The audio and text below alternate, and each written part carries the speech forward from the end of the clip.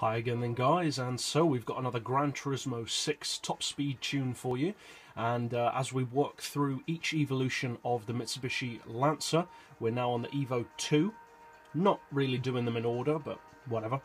So you want your racing soft tyres of course. For suspension we've got the ride height on 120 front and rear, springs we've got on 550 and 5, dampers and anti-roll to 4, camber on 2, neutral toe of course as usual. For the gearbox, you want an auto setting of 180.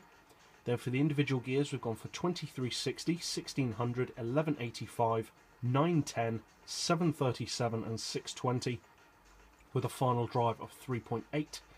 For the diff, we've got the lowest initial torque, highest acceleration and lowest braking sensitivity with a torque split of 30-70 to reduce high-speed understeer.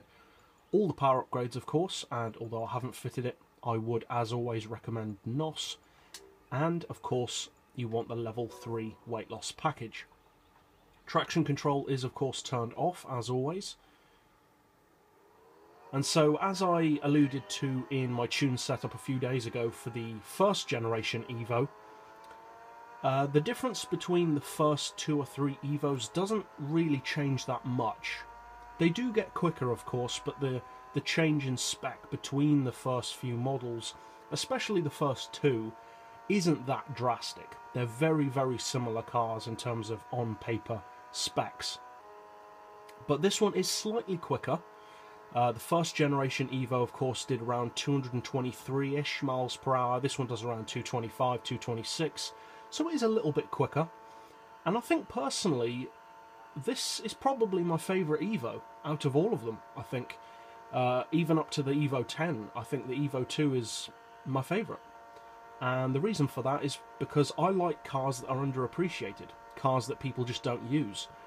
And it seems to me that pretty much all of the other Evos have some kind of appreciation, some small fan base, some more than others of course.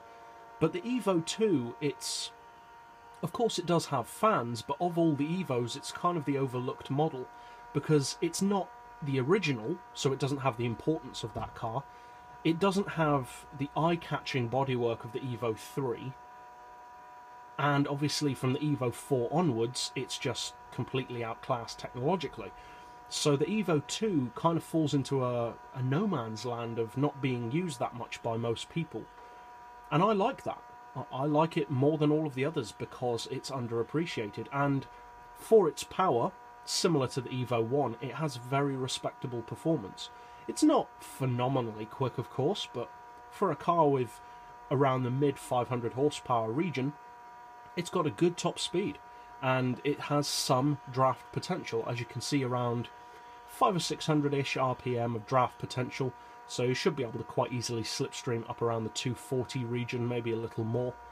If you do, of course, need it to do more than that with draft, which I doubt many people would, but if you do, obviously just extend your final drive a little bit more. But overall, it's a very, very good performance car, as pretty much all of the Evos are. They're much, much quicker than their power would suggest. Likewise with the Subaru Impreza, they have very, very good straight-line performance for their respective power. So if you haven't tried out this car, it's I wouldn't necessarily recommend it as being like an all-conquering track machine, but it's an underappreciated model that has its own little niche, and I like it for that. So if you decide to use this tune, of course I hope you find it helpful and competitive, and if you're new to the channel or found the tune setup helpful, feel free to subscribe. I put out new top speed tunes like this every day, new drag tunes every weekend, and as always, thanks for watching.